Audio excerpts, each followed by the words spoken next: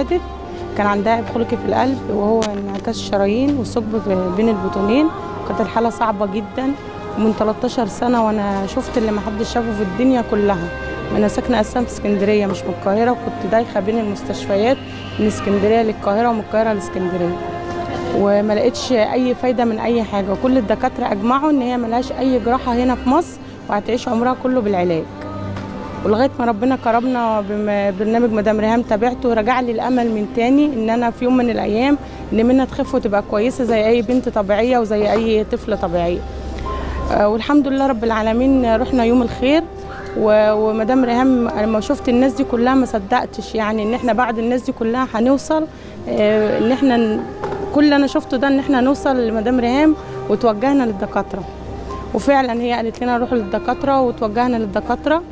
وبعد كده مشينا في اجراءات السفر، ان هم قالوا ان هي ملهاش جراحه هنا، بس ليها يعني حل في الخارج. الحمد لله رب العالمين. دلوقتي ربنا كرمنا وتحدد لمنا العمليه، وان احنا دلوقتي في مطار القاهره ومسافرين ان شاء الله باذن الله. وده كان حلم، انا عمري في حياتي ما كنت يعني اتوقع ان انا في يوم من الايام اوصل ان منا ربنا يكرمها ويبقى لها حل ويبقى لها جراحه وتعمل عمليه وتخف وتبقى زي كل الاطفال وكل البنات. وده كان حلم عمري، وبفضل ربنا ثم برنامج مدام ريهام وحضراتكم ربنا حقق لي الحلم ده. وانا مش عاوزه حاجه من الدنيا تاني غير ان منى تخف وتبقى كويسه، تبقى زي اي طفله طبيعيه. مش بتمنى حاجه، وبتمنى حاجه كمان، ان شاء الله باذن الله اليوم اللي منى تعمل عمليه تكون مدام ريهام معانا هناك، عشان احنا بنتفائل بربنا ثم بيها، مش عايزين اكتر من كده. هو ده بس الامل اللي يعني طلب بس منكم مش اكتر. احنا بنتفائل بربنا ثم بيها. واحنا طبعا اللي الواحد عاناه وشافه بيقول لو كل بني ادم اتبرع بجنيه واحد في ان هو يسعد طفل او طفله زي منا، ده حاجه كبيره قوي عند ربنا. وربنا يا رب يجازيه خير ويجازيكم انتوا كمان. انا نفسي اعمل عمليه واخف. عرفنا اللي هو تعبان لان كان له اخ قبل منه وتوفى، ماشي. فمعظم الدكاتره اللي كانوا يشوفوا التقرير يقول لك لازم ينزل، ده عنده مشاكل جامده ومش هيعيش. المهم برضه انا عملت اللي عليا وربنا قدرنا عليه، وفضلت برضه سايبه. بدل قالوا لي هينزل يتحط في حضانه لغايه ما ايه ربنا يفتكره. قلت لهم حضانه بدل ما احطه في حضانه بفلوس هسيبه ايه في حضانه ربنا واللي ربنا عايزه يكون. فضلت متابع معاه ومكمل معاه لغايه ما اتولد. طلع عنده نص قلب وتبديل شريان وصلب. فضلت اتابع معاه هنا في مصر ودكاتره وكده وبتاع. فالمهم عملت له عمليات. اول عمليه قلب مفتوح تضييق شريان، وتاني عمليه تبديل شريان. المهم ثلاث عمليه قالوا لي ما ينفعش تتعمل في مصر لان الحاله دي صعبه علينا، لان ده ثالث جرح ما نقدرش ان احنا نعمله كده. اقول للناس اللي بتعمل خير يعني ربنا يعني يجازيهم بكل خير، عشان خاطر الاطفال الارواح الصغيره اللي بتروح دهيا ومحدش بيقدر يعمل لها حاجه، ودي حاجه بتاعت ربنا بتجيلهم مش بايد حد. وكل اللي يعمل خير يا رب هيقعد له وهيقابله بثواب في الجنه. وربنا يا رب يعني يوقف جمهور ولاد الحلال طالما بيساعدوا الاطفال الغلبانه ده.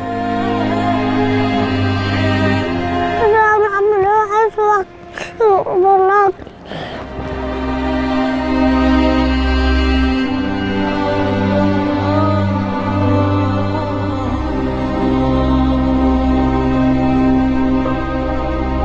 طفلة محمد وجدنا بعد الكشف عليه وهو صغير انه عنده شرايين القلب عكس بعضها، فده طبعا كان بيسبب له زرق وضيق تنفس وتيجي يلعب ينهج على طول، وكان تعبان.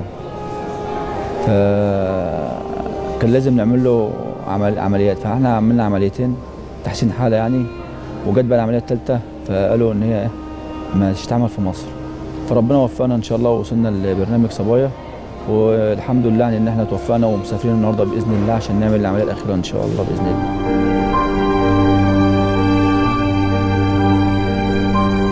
مشكلة جمال ابني عنده ثقب في البطين الأيمن والتهاب في الشريان التاجي. اكتشفنا الحالة دي من سنه شهر من بعد ولادته. لفينا على مستشفيات مصر من ابتداء من التأمين الصحي لفينا مستشفيات مصر كلها. في الآخر قالوا ابنك عايز خبير أجنبي. خبير الأجنبي ده تنجيبوه منين؟ استنى هات الملف وادينا رقم تليفونك وهنتصلوا بيك. سنة 2 3 لغاية 6 سنين نشفوا المية في زورنا بصراحة والله. تعبونا معاملات ما يعلم بها إلا ربنا، حسبنا الله ونعم الوكيل.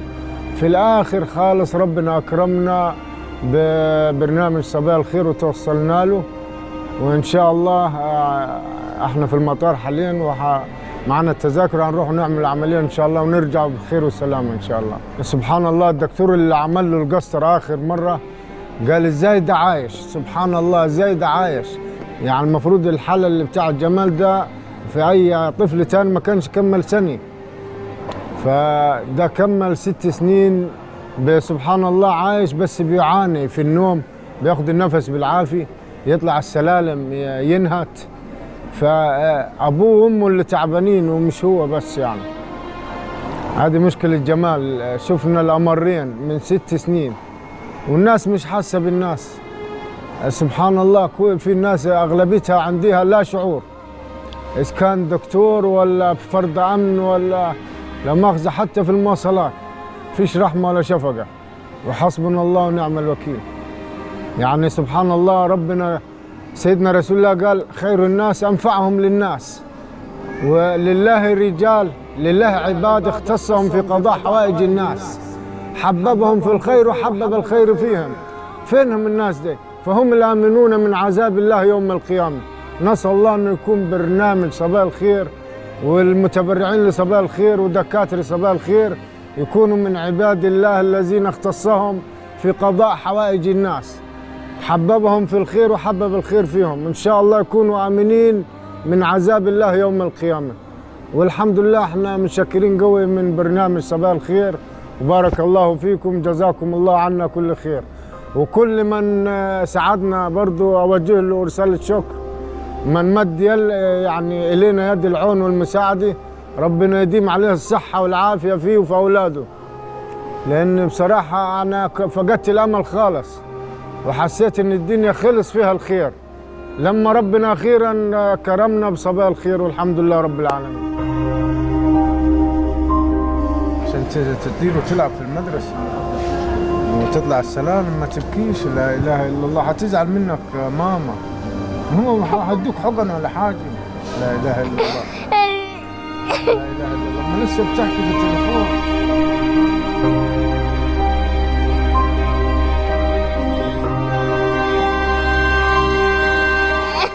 بس ما تبكيش.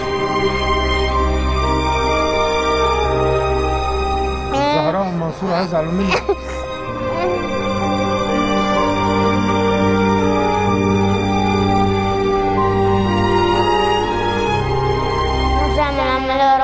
خير وسلام ان شاء الله. غير الزلمة.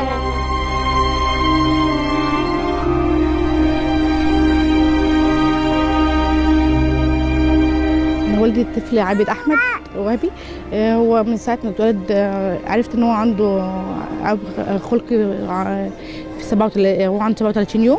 ولما رحت للدكتور قال عايز عملية سريعة، هتعمل له في اسكندرية عندنا عملية تحزيم شريان. وبعد كده الدكاترة قالوا لي إن هو يعيش كده، وبعد الحاح مني على الدكتور إن أنت هيعيش كده إزاي، يعني لما يكبر يبقى شاب هيقدر يمشي مع أصحابه، يقدر يلعب، يقدر يجري.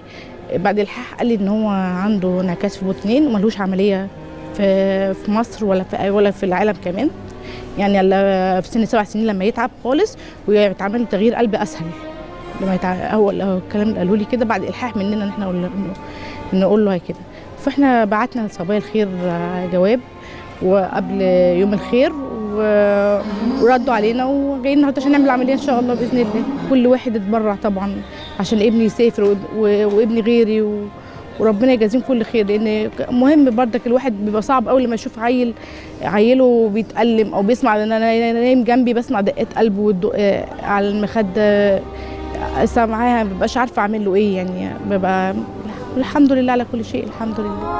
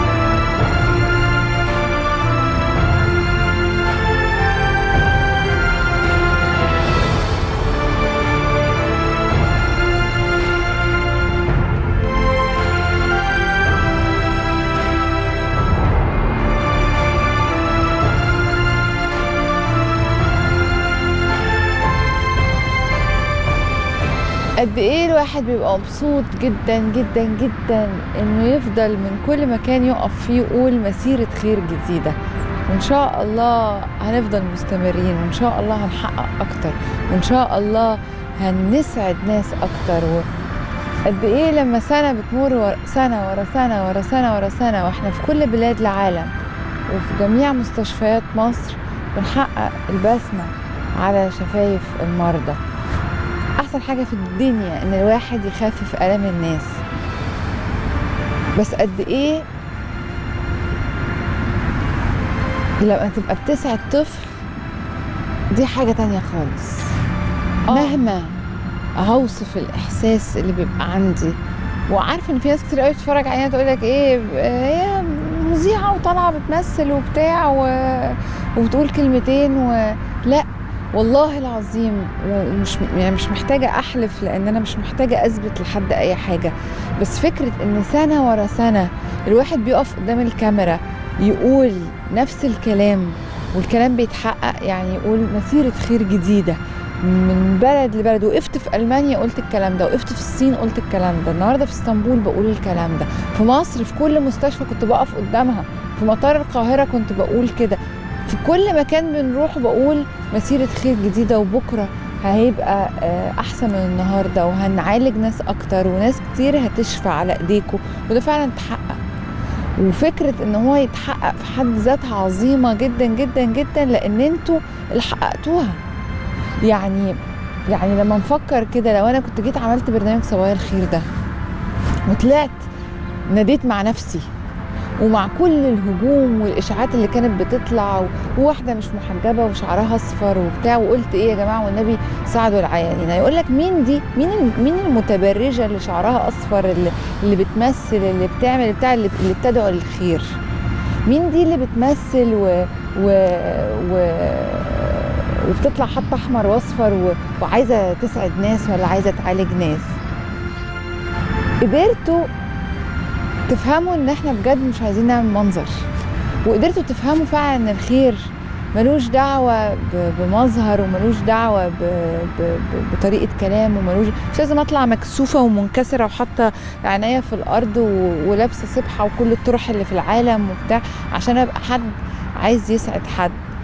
انتوا اسعدتوا ناس كتير جدا، واسعدتوني انا شخصيا بثقتكم فينا، اسعدتوني انا شخصيا بان انتوا مهما اقول لكم انتوا عالجتوا ناس قد ايه، انتوا مش يعني يا ريت المؤسسه العامه للتكافل الاجتماعي تقول لنا جمهور صبايا الخير عالج كام حاله في الفتره اللي فاتت، هتلاقونا عالجنا الاف المرضى. وببقى سعيده جدا جدا جدا لما احس انكم احييتوا طفل.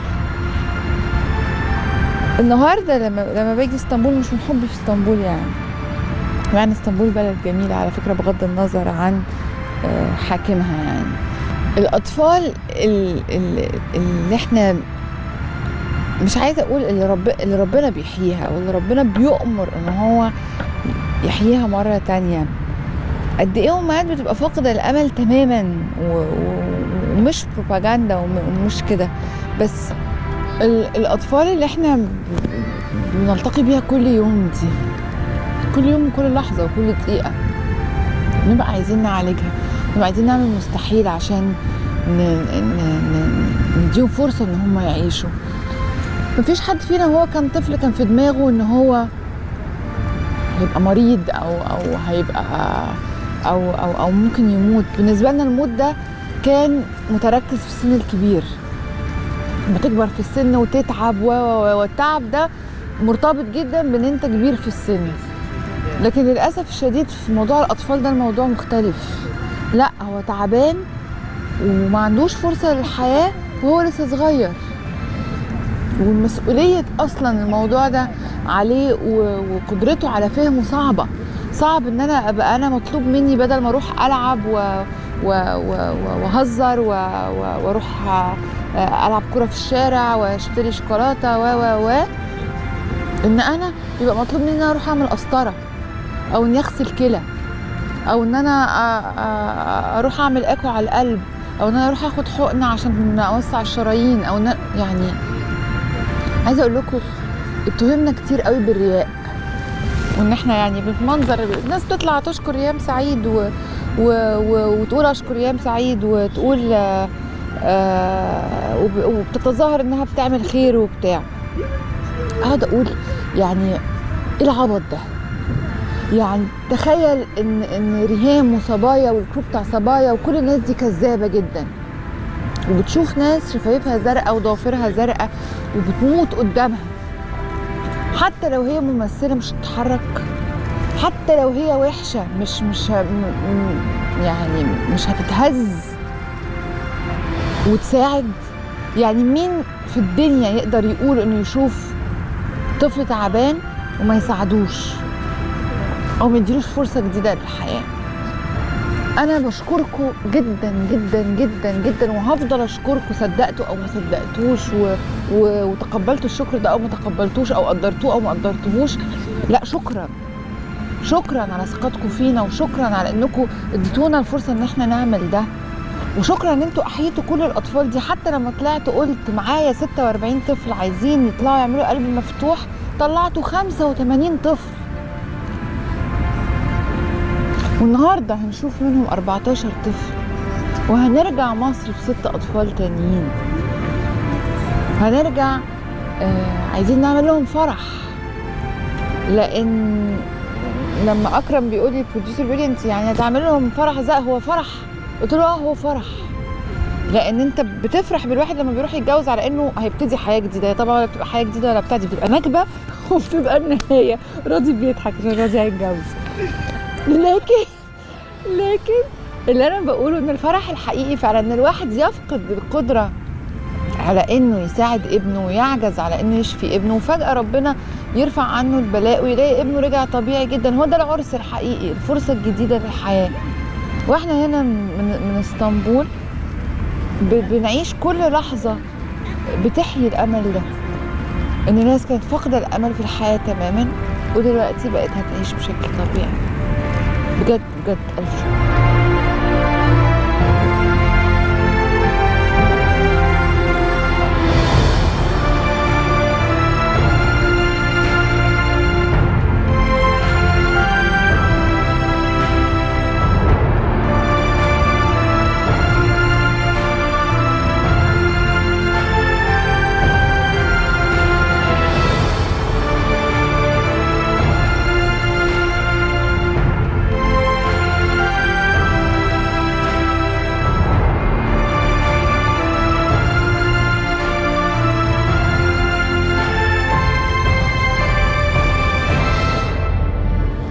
لما بتفكر في فكرة ان الطيور والحيوانات دول ولا عندهم شغل ولا مرتب ولا اي حاجة، وربنا بيرزقهم. ربنا جايبني من مصر لغاية اسطنبول عشان اعمل عمليات واعدي على مسجد السلطان احمد عشان اشتري من الحاجة اللي هنا دي شوية قمح واكلهم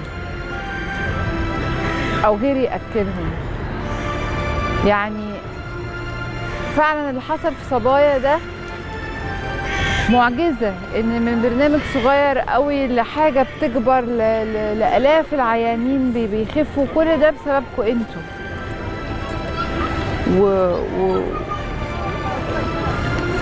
والخير اللي هنشوفه دلوقتي ده ممكن يكون بيعدي قدامكم تقرير عادي، ناس سافرت اسطنبول خفت وجات وبتاع، لا دي كانت ناس متقالها انها هتموت ومش هتعيش. دي كانت اطفال هتنزل قبورها في ظرف شهر او شهرين.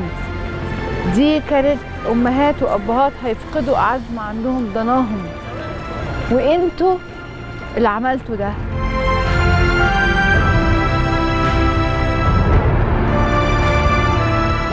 تعالوا نعيش لحظة بلحظة مع المعجزات اللي انتوا بتعملوها، مع الخير اللي والله العظيم كل واحد بيشوفنا وكل واحد حط جنين صبايا الخير، انت هتشوف ده هيقعد لك قد ايه في حياتك وفي اخرتك باذن الله. في كل حته في العالم في مصر، كل حته تمشي فيها مصر.